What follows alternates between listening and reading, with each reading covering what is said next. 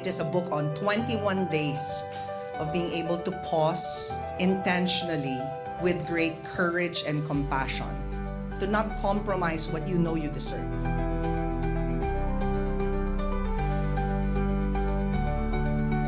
Welcome everyone to Moment with Coach Pia. Hello mga ka-moments! Ito na si Coach Pia. Day 10 na tayo ng ating Moment to Moment. This podcast has been a real source of inspiration, love, peace. Sana nakakapos talaga kayo. Have you found the courage to find time for yourself? Kaya mga ka-moment, ito, Day 10 is about beginning again, not when you feel you're ready, but where you are. Every moment is a blessing. Sabi nga natin, clarity isn't something you find, it's something that you come home to. So Day 10 guest natin is... He is a lyricist, a composer, singer from Cavite. He plays volleyball, basketball, and table tennis. A staple of singing competitions and an alumna of The Clash. He is none other than J.L. Torreliza or John Lloyd, better known as one of the members of the boy group BGYO. Yes, hi Coach. Hello, JL. Good to see you again. I'm so happy na nagkaroon tayo ng oras. Dito naman mag-catch up on the Ayun. podcast. Sobrang saya ko po na dito tayo magkikita ngayon. Kasi, di ba, 7 years na po tayo magkakilala. Tapos, hindi naman natin na-video yung mga usapan natin doon. So, ngayon, masashare na natin like kung ano ba yung mga pinag-uusapan natin before. Oo. Napaka-pre-pandemic noon. So, 7 years. Yes. Anong year yun? 7 years ago? 2019. 2019. Or 2020. 2020, 2019, 2020. Mga ganun po. Ganun, di ba? So, nung nag-audition ka, you didn't know it was for BGYO yet. Di ba? Hindi po Nung time talaga. na yun. Oo. Hindi po talaga ako into boy group eh. So, nung sinabi din sa amin na may auditions, hindi po sinabi na for boy group. Sabi, secret project. Secret So project. ako, parang confused po kasi hindi ko alam kung mag-audition ba ako dito or hindi. Pero sinabi naman po nila na kailangan daw marunong kumanta at sumayaw. Pero ang problema, hindi ako marunong sumayaw. Kanta lang po. So, nilakasan ko na lang yung loob ko kasi yun, parang iniisip ko baka ito na yung chance para, baka opportunity na to. So, tinry ko siya. Kinapalan ko na po yung mukha ko. Sumayaw ako doon kahit hindi po ako marunong sumayaw. And kasabay ko po doon si Jello. So doon pa lang sa audition, Opo. magkaibigan na kayo. Eh, Yes. siya naman baligtad. Baliktad si Jello. Dancer na po si Jello. Hindi naman po siya kumakanta. Out of your comfort zone, ibang klase talaga yung nangyaring yon. Okay.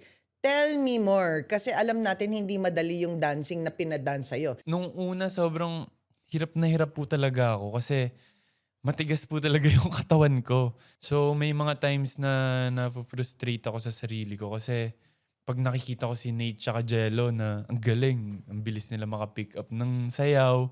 Tapos syempre may hiya ka pag nakita mo sila. So nakaka-pressure din siya kasi kailangan mapabilis din yung pag-improve mo sa dancing kasi kailangan pag sumayaw kami as a group, hindi na makikita kung sino yung hindi dancer, kung sino yung hindi singer. Kaya may times na nagbe-breakdown ako dahil sa, yun nga, feeling ko hindi enough yung ginagawa ko. Kasi nung trainees po kami, may mga rankings po kung ano yung grade mo sa dancing, sa singing. Tapos may time na ako yung pinakamababa sa dancing. So doon ako mas na-frustrate. So, ilan taong ka ulit no nung nag-start? 17. 17. Pero Opo. before that nga, nagko-compete ka na singing. Yes, singing. You had to accept and be patient with your process. Sobra Okay. Most people, when they have a challenge, they go through it by themselves or Yes.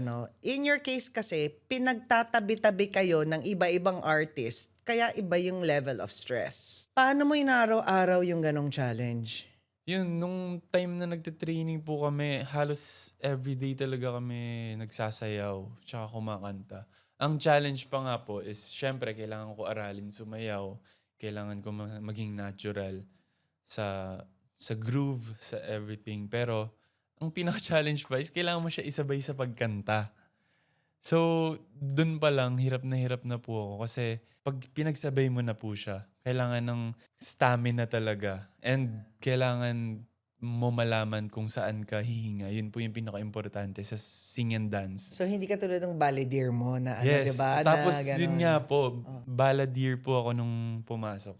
Pero yung mga songs usually na pinapakanta sa amin is upbeat. Parang nag-back to zero po ako in a way kasi bago talaga lahat siya sa akin. Frustrating talaga siya for me. To the point na nagtatanong na ako sa sarili ko na bakit ba ako nandito? Ganun. Hanggang sa nagets ko na siya kung bakit ko siya ginagawa. And nung tumagal, napamahal na ako. May time na mas napamahal ako sa dancing kaysa sa singing. Doon po ako nagulat sa sarili ko na dati yun yung pinaka-weakness ko, yung dancing. Ngayon, parang yun na yung gusto kong gawin. Maraming makaka-identify dun sa sinabi mo, JL, na feeling ko nag-back to zero ako.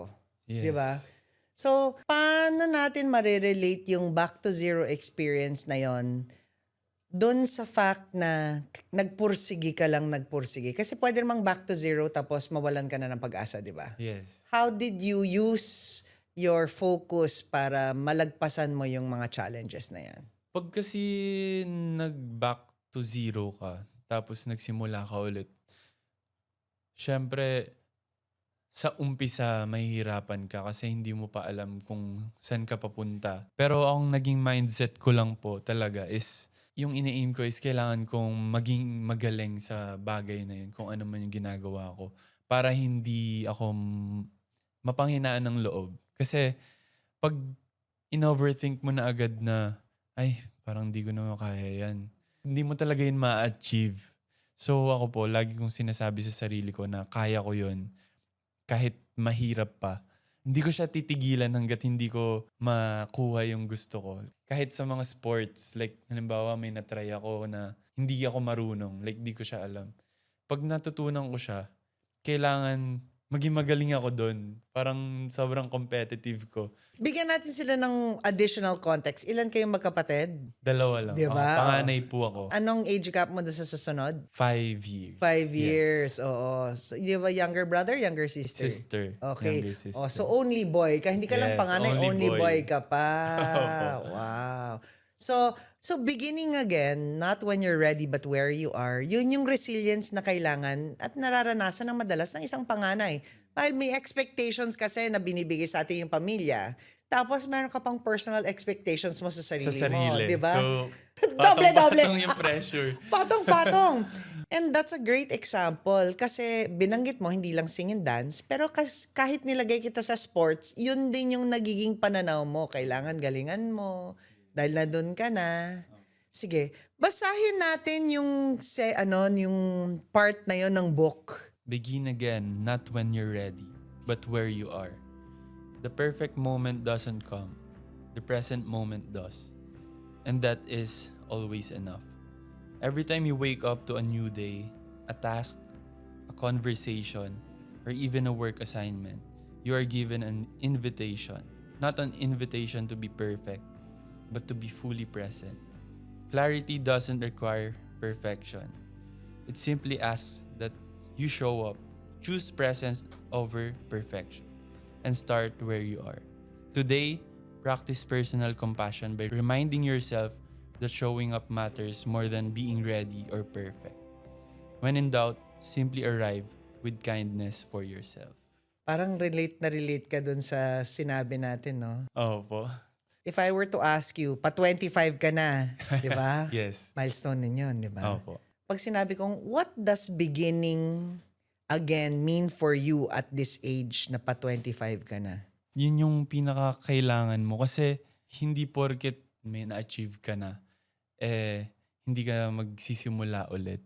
Anytime pwede ka magsimula ulit. Ganda. Kasi marami ka pang madidiscover talaga sa sarili mo. Marami ka pang makikilalang bagong tao. Marami ka pang bagong talent na makikita sa sarili mo. So, magandang magsimula ulit palagi.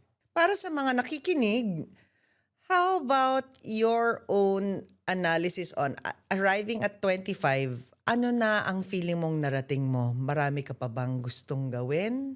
At ano nang narating mo ngayon? Siguro, hindi ko masasabi kung ano yung narating ko na kasi alam kong malayo pa. Pero nakilala ko na yung sarili ko. ng sobra. Alam ko na kung sino ako, alam ko na kung ano yung gusto ko, alam ko na kung ano yung ayaw ko. So, mas madali na siya for me to move on. Kumbaga, ipagpatuloy yung pangarap Yeah. ko. Kung titingnan natin yung actual life experience mo, saan mo yon na-prove sa sarili mo? Siguro nung time na nasa pinaka baba ako ng buhay ko. Kasi, ayun, like yung nangyari sa group din namin, like nandun kami sa parang pinaka lowest point ng career namin. After namin maka-recover doon, parang dun namin mas nakilala, even ako sa sarili ko. And mas dun ako mas naging matapang. So, ayun, feeling ko po dahil dun ko na mas nakilala talaga yung sarili ko kung paano ako magsisimula ulit. I think that would be a great example na marinig ng ating mga ka-moment. Kasi meron tayong mga friend groups, pwedeng sa opisina, yung sa Yes. inyo parang trabaho, di ba? Pero magkakaibigan. Okay. That there will be low moments. Yes. Na grabe yung Hindi talaga po challenge. mawawala. Oo. So ano pang masasabi mo dun sa mga tao na gusto na nila mag-quit? Ayan, madami ako masasabi dyan kasi ilang beses ko na din yan naisip. Pero ang pinakatandaan mo lang is kailangan tignan mo kung saan ka nagsimula, kung gaano nakalayo yung narating mo. Mas dun ka pa mas mapanglalakasan ng loob eh. Kasi sobrang hirap na ng pinagdaanan mo dati. Bakit ka pa susuko ngayon? Nandyan ka na ngayon. Ganda. A lot of people can resonate with that experience eh. Na parang binuhos mo na yung ganitong oras, di ba? Ganitong commitment. Tapos merong darating na pagsubok. Yes. In your experience, yung mga pagsubok na yan, mas galing ba sa loob na kayo-kayo o mas galing sa gulo ng labas? Mas galing siguro sa gulo ng labas. Oo. Yun na din talaga yung pinaka mahirap ngayon. Kasi mas kaming lima, mas kilala namin yung sarili namin. Even yung buong management, buong team. Yeah. At again, hindi lang kayo yung nakakaranas. Madalas lahat, social media, halos. di ba? Halos lahat. Everyone. And back in the day, sabay natin, tayo nagsama, di ba? Hindi Yes. naman alam magiging Beanie BGYO kayo Oo. noon, di ba? Hindi namin. Now, Beanie is where Beanie is today. Feeling nyo ba na pag-iwanan kayo ng Beanie? I think yes. Kasi meron naman mga bagay na like, yun nga po, yung mga milestones, mga experiences like sa mga concerts nila, like sa mga shows. Kahit yung tawag sa amin is sibling group, hindi naman kailangan same kami palagi ng ma-achieve. Kumbaga, timing talaga. Para sa kanila talaga yun. So, hindi pa namin nakukuha yung timing ng BGYO. Hindi lang naman po sa amin. Kumbaga sa lahat, hindi mo masasabi kailan yung time mo, kung kailan ka sisikat, kailan ka mag-boom, ganyan. Yung maturity na yon, na pa 25 ka na, di ba? You mentioned in athletics, you were also competitive, basta Yes. makasama. It's natural for people kasi to want to do well. And I think it's very important for our listeners na marinig na there is an acceptance na minsan mahirap. Kasi mahal natin ng isa't isa yung BGYO Beanie. Talagang we were together from the Opo. beginning. Kaya yung pasensya na kailangan nating ilagay dun sa proyektong yon, ibang level. Yes. Tsaka Ibang ano po level. talaga, like yung challenge sa amin tsaka sa management is, yun nga, since bago lang to sa atin, sa amin, parang lahat nag-a-adjust, lahat hindi pa alam kung ano yung pinaka tamang gawin. Kasi nga, from scratch lahat to. So, wala pong, kaya dumating din sa point na nagkaroon kami ng Korean training. Kailangan din namin ma-adopt yung training sa K-pop. Grabing stress nyo nun. Una, pinag-diet ka nun. Diet. Isang katutak na diet Grabe yun, yung di ba? diet po nun. Yung sa gabi naman, yung parang juice lang siya. Hindi ko alam Tapos kung tinitimbang kayo. Diba, yes, timbangan every niyo? day. Kailangan Every day, i-monitor. tumatapa kayo Tsaka sa makikita nila kung landscape. meron kang kinain na iba. Kasi every day talaga. So, Tinitimbang ka. ang Dapat hindi hirap po mag-move yun. talaga. Yeah, that was really hard. I think itong day 10 na begin again, lalo na you are turning 25, you can look back now at those experiences and say, wow, I can't believe na nagtuloy-tuloy yun at nandito tayo ngayon. At I loved what you said about iba yung nangyari sa Bini kasi iba rin ang BGYO. Iba kayo altogether, di ba? If you had to do it over again, what would you do para mas maging madali yung proseso na yun para sa'yo? Sana nung umpisa pa lang, uma-attend na ako ng dance classes. You mean bago ka Yes. nag-audition? Hindi po. Like yung pag-start pa lang para mas mapabilis yung pag-improve ko. So yung dance classes na yan, you're referring to nung bago pa kayo na-finalize na group? Yes. Hindi ko siya ine-enjoy. Parang burden siya sa akin. Yung dancing. How about with regards to relationships dun sa family mo, yung time na yon? Remember, hindi alam ng marami na humiwalay kayo sa pamilya nyo para magka-training. Ilang taon yon Yes. na bumukod kayo? Almost 3 din po. Oh, di ba? Almost 3 years years. kasi natamaan tayo ng pandemic Yes. di ba?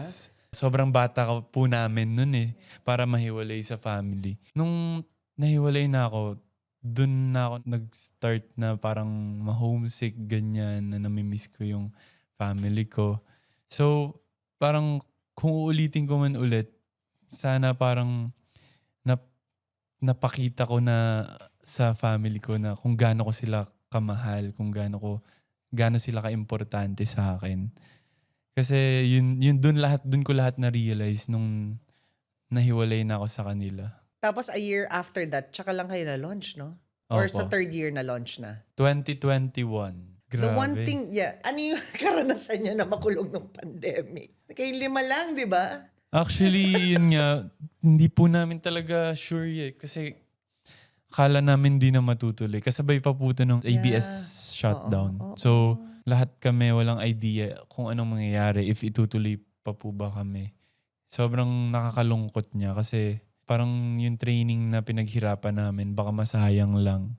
Thankfully po na despite sa nangyari, tinuloy pa rin nila yung project kahit na sabihin natin na mahal yun like sa budget-wise. Kasi group 2 pa, BGYO. You know, JL, yung kinikwento mo ngayon, makikita rin natin sa karanasan ng mga Filipino families. Oh. There will be a family member na iniinvestan. And then, in times of crisis, in your case, di ba, naranasan mo na nag-double down pa yung commitment na wala na nga yung Totoo po. prangkisa. Di ba? COVID pa nun, pero sabi Sobra. ng management, Sabay-sabay. tuloy pa rin natin to. So yung feeling na may expectations, yung pressure na yon, Yes. can you tell us more about that pressure? Sobrang bigat talaga niya kasi since nilaban, like tinuloy nila kami, kailangan namin patunayan yung sarili namin na deserve namin na ma-debut. Hindi sayang yung pinag-invest na nila sa time, sa lahat. Every day, sinasabi nila sa amin yun. So, kailangan namin mag-step up pa sa ginagawa namin. Lalo na po nung first time na kami ipakita, like sa mall shows, naalala ko, pinaka-first performance pa po namin is PBB Big Night. Oo nga. So, yung pressure po nun, Grabe. buong Pilipinas nanonood. So, kailangan yung maipakita namin, perfect. Nakaka-proud na na-achieve namin, na napakita namin na hindi sayang yung pag-invest nila sa amin. So iba talaga yung practice.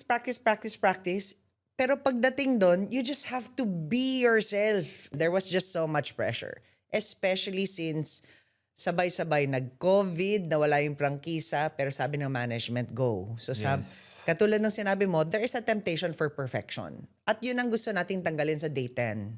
Let's not go into perfection. Ang mahalaga is, pakinggan ng sarili na you're always trying your best.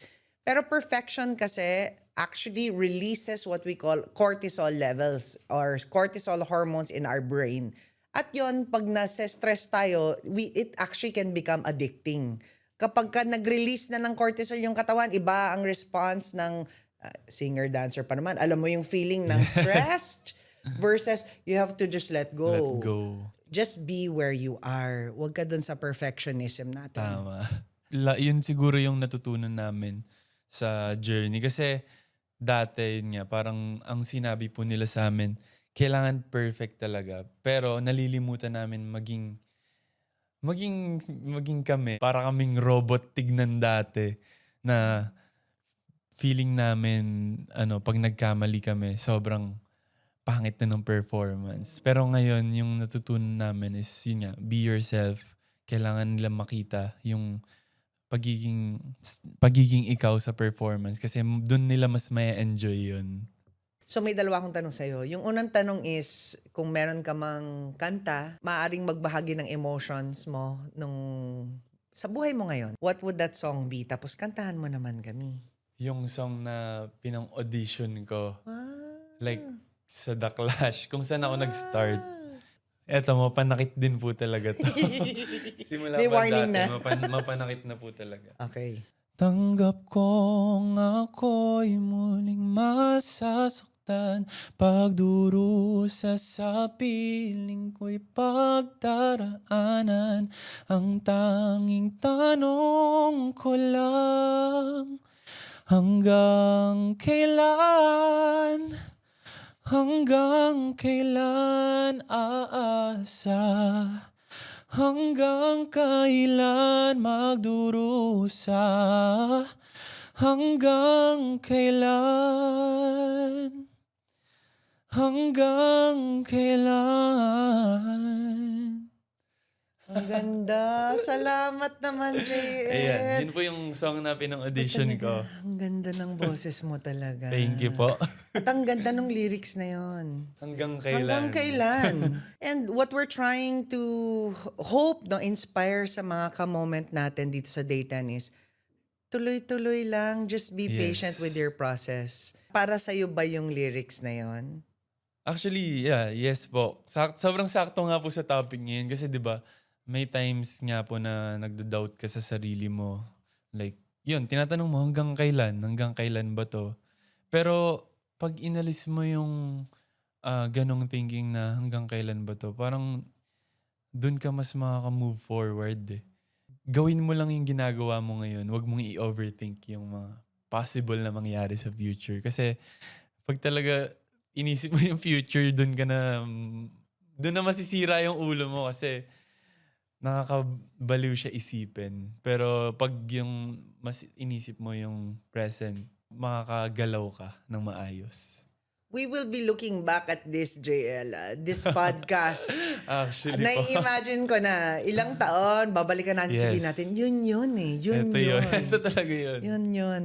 We have to be ready kasi not to be hard on ourselves. And magandang example talaga yung buhay ni JL at ang pinagdaraanan ng P-pop group noon na magkasamang Bini, BGYO, tapos nagkaroon ng sariling mga identity. We were one family. Tapos nun you have to accept na mag-iiba ang pace, mag-iiba ang kanyang karanasan. And kahit grupo, individually, katulad ng kwento ni JL ngayon, iba ang sinasabi niya sa sarili niya, ang kailangan niyang aminin sa sarili niya, ang kailangan niyang tanggapin sa sarili niya. We all have our individual journeys. Kaya remember, we begin again. We don't have to overthink it. Just where you are right now. Beginning mo na yun. Huwag mo nang gawing complicated. So, sa lahat ng ka-moment dyan, Day 10 to. And I hope that you see dun sa pace ng conversation namin ni JL na it takes a lot of personal reflection time. Hindi siya madaling sagutin because the temptation is to always have the answers right away. Pero alam natin that life is not that way. The answers don't just come when we want it to come. Hindi natin madidictate sa buhay kung kailan dumarating ang mga sagot. That's why when I wrote Day 10, it was specific to just begin where you are. Where you are now, ayan na. So ito na naman, yun ang ating opportunity to always stay in touch. Remember, I'd like to greet lahat ng ating mga kasama sa Spotify, YouTube, and Facebook. Keep on following, sharing, like, subscribe. Marami tayong kailangan tulungan. Remember that clarity is not something you find, it's something that we come home to. So trust yourself. Moment to moment with Coach Pia. See you soon!